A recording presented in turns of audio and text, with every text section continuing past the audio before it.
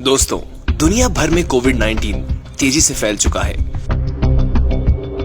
और लोगों में बढ़ते हुए संक्रमण के कारण अब ये पेंडेमिक अनाउंस भी कर दिया गया है। कोविड-19 के पेंडेमिक साबित होने के बाद ये सवाल सभी के मन में आ रहा था कि आखिर ये पेंडेमिक होता क्या है, ये महामारी क्या होती है। तो इसलिए आज हम लेके आए हैं आपके सामने ये वीडियो। ये केवल एक वीडियो नहीं, एक डिटेल्ड वर्जन है जिसमें हम कोरोना जैसे अन्य जितनी भी पेंडेमिक्स आज तक आई हैं उनके आने का रीजन, उनके आने के सिम्टम्स और उससे रिलेटेड डेथ्स, सब कुछ इस वीडियो में खुलासा करने वाले हैं।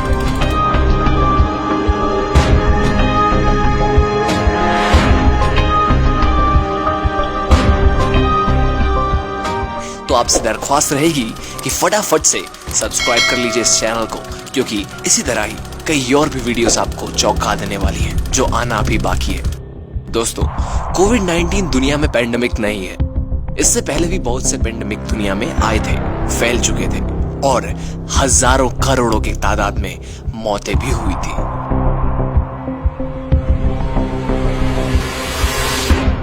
आज बात करेंगे ऐसे ही पेंडेमिक्स की जिन्होंने तबाही मचाकर दुनिया का स्ट्रक्चर ही बदल डाला है।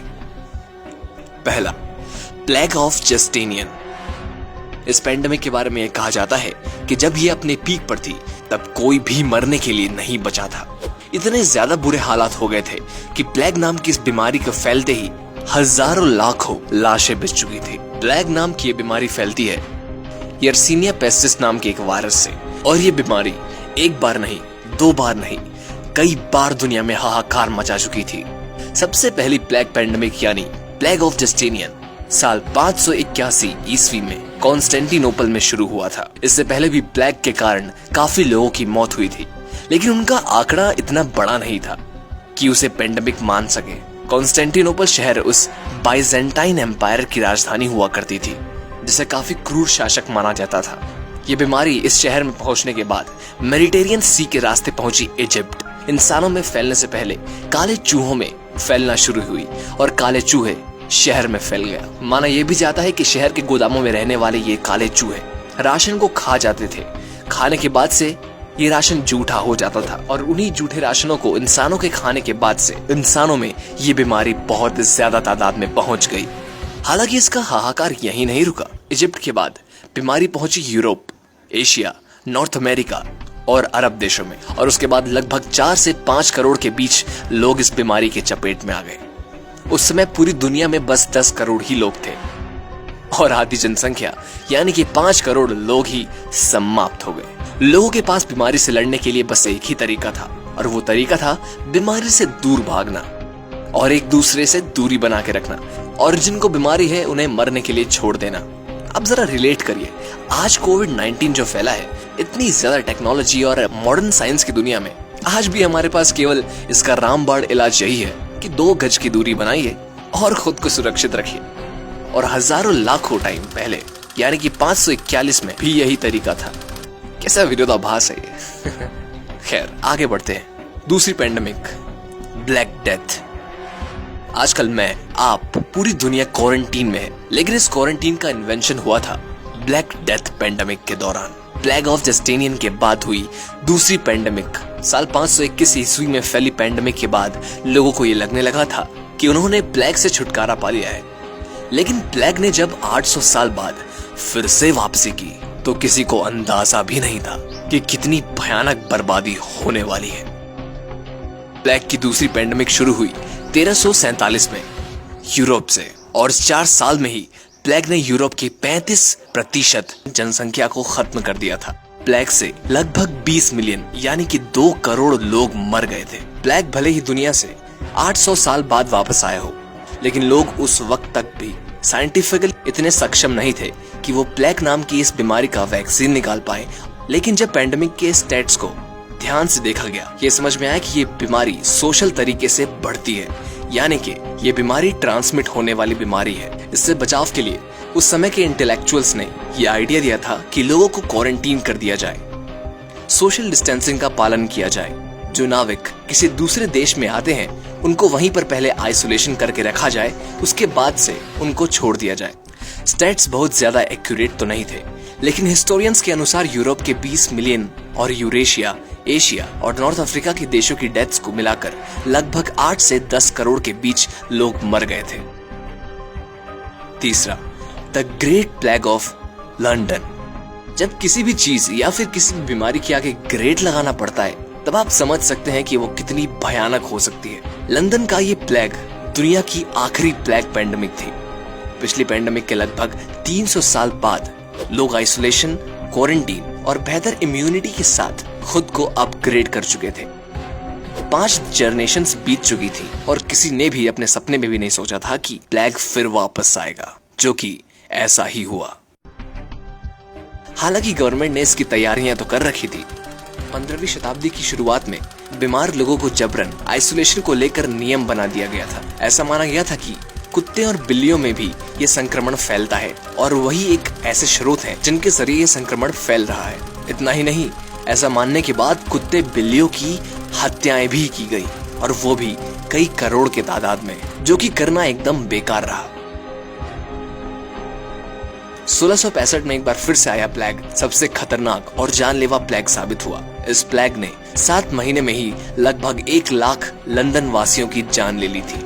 इस प्लेग के दौरान बीमारों को जबरन उनके घरों में ही बंद कर दिया गया था। लोगों के लिए अलग अलग कब्र नहीं खोदे जा रहे थे, एक ही कब्र में दफना दिया जा रहा था। The great plague of London से लगभग 1 करोड़ लोग केवल भारत में ही मारे गए थे। ये plague great plague of London के बाद धीरे धीरे पूरी दुनिया में कम या ज्यादा होता रहा, लेकिन 1855 में एक बार फिर से इसका उदय हुआ, जिसके दौरान लगभग 15 मिलियन जानें चली गई। और इस दौरान एशिया में लगभग सभी देश बहुत ज्यादा हिट हुए थे। इसका कारण था ब्रिटिशर्स का एशिया की तरफ आना, पूरी दुनिया में फैली और 960 में ही जाकर इसका अंत भी हुआ। कॉलेरा 1885। कॉलेरा यानी हैजा। वैसे तो कॉलेरा प्रेजेंट वर्ल्ड में भी मौजूद है, हर दिन कोई ना कोई इसका शिकार हो जाता है, लेकिन ये अब केवल कुछ देशों तक ही सीमित होकर रह गया है और काफी कम मात्रा में भी। बड़े देशों को अब ये मेजर नुकसान नहीं पहुंचाता। हालांकि मेजर नुकसान पहुंचाता था अब जब कॉलेरा पहली बार एग्जिस्टेंस में आया था। ये बात है 19वीं शताब्दी के मिड की। हमारी पिछली पेंडेमिक की तरह ही इस पेंडेमिक की शुरुआत भी लंदन से ही हुई थी। लंदन में जब शुरुआत में इसके लक्षण देखे गए तो ये माना गया कि ये हवा से फैलने वाली बीमारी है, लेकिन जॉन स्नो नाम के एक डॉक्टर ने इस पर रिसर्च करना शुरू किया। रिसर्च करने के बाद उनको ये पता चला कि ये बीमारी पानी से फैलती है। स्नो ने इस बारे में आगे रिसर्च की और बीमार लोगों को घर की लोकेशन से जियोग्राफिकल मैप बनाकर ये पता किया कि बीमारी के हॉटस्पॉट क्या हैं और कितने हैं। और फिर ऑफिशियल्स की मदद से स्नो ने धीरे धीरे कॉलेरा को पूरी दुनिया से उखाड़ फेंका। हालांकि अगर ये थोड़ा जल्दी हो जाता तो पेंडेमिक नहीं बनता, क्योंकि इससे लगभग 1.5 लाख लोग अपनी जान गंवा बैठे थे। आगे चलकर कॉलेरा की छोटी छोटी एपिडेमिक्स भी आई, लेकिन 1885 में वैक्सीन बनाने के बाद से ये सिलसिला रुक गया और कॉलेरा एक छोटी बीमारी के रूप में ही बनकर रह गई। 5वीं बीमारी सार्स 2003। जब चाइना में कोविड-19 का पहला केस आया तो ये शक हुआ था कहीं ये सार्स जैसी तो कोई बीमारी नहीं। सार्स यानी कि severe acute respiratory syndrome. SARS पहली बार दुनिया की नजरों में 2003 में आया था। सार्स और कोविड-19 में इतनी ज्यादा सिमिलैरिटीज हैं कि गिनाई नहीं जा सकती। जैसे सबसे बड़ी सिमिलैरिटी ये है कि सार्स और कोविड-19 दोनों ही बैट से शुरू हुए थे, यानी कि चमगादड़ से आए थे।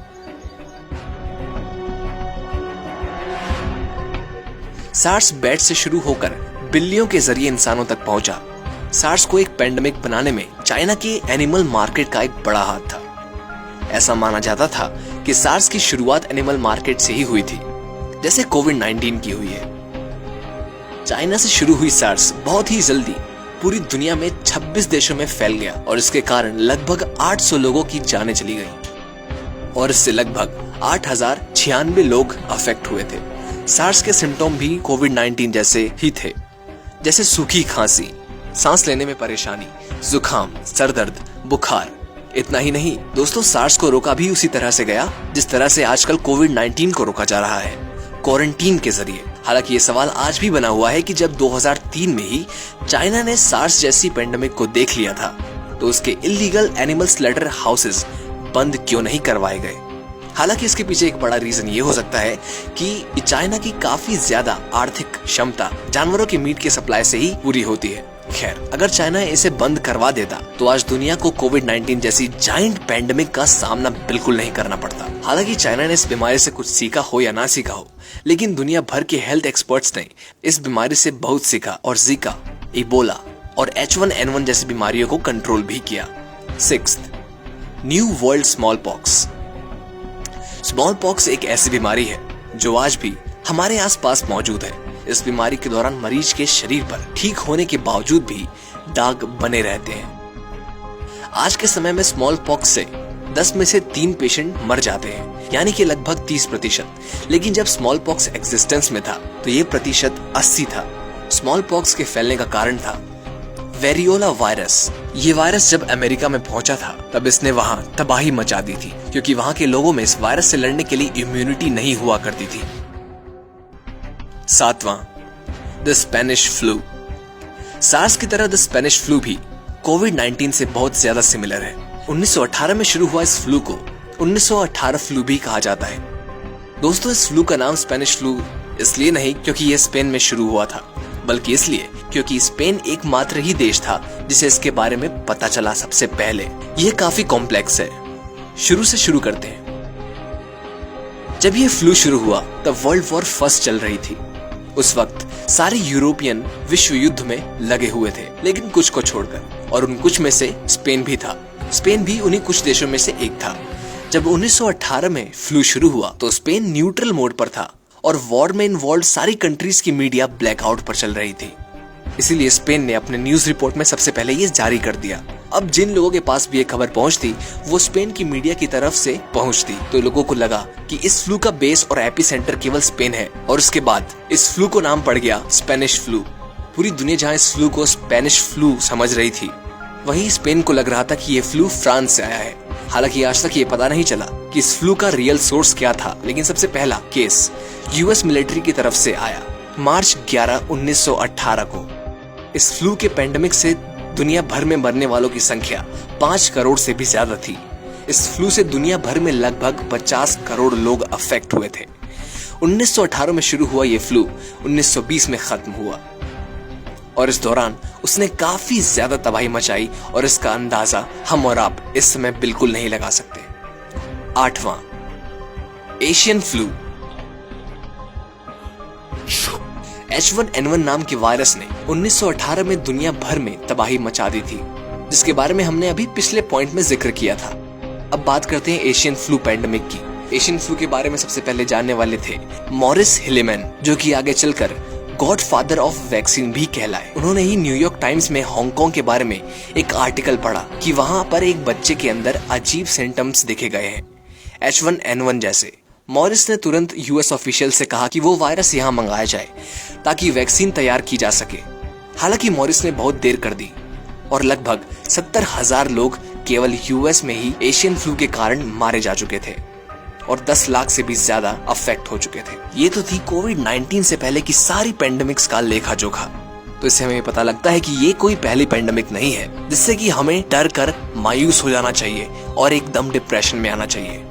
बजाय के हम इससे लड़ें और 2 गज दूरी बनाकर चलें और सारे एहतियात बरतें। इट्स ट्रू, आपसे दरख्वास्त करता है कि आप डिप्रेशन में बिल्कुल मत जाइए, मायूस ना होइए, क्योंकि ये कोई पहली बार नहीं है। हमने ऐसी बीमारियों पर पहले भी जीत हासिल की थी और अब भी जीतेंगे जरूर। सब्सक्राइब कर लीजिए हमारे चैनल इट्स ट्रू को, ताकि ऐसे ही कई बीमारियों और कई चीजों का लेखा जोखा लिट्टी चोखा की तरह आपके थाली में हम यूं ही परोसते रहे। धन्यवाद।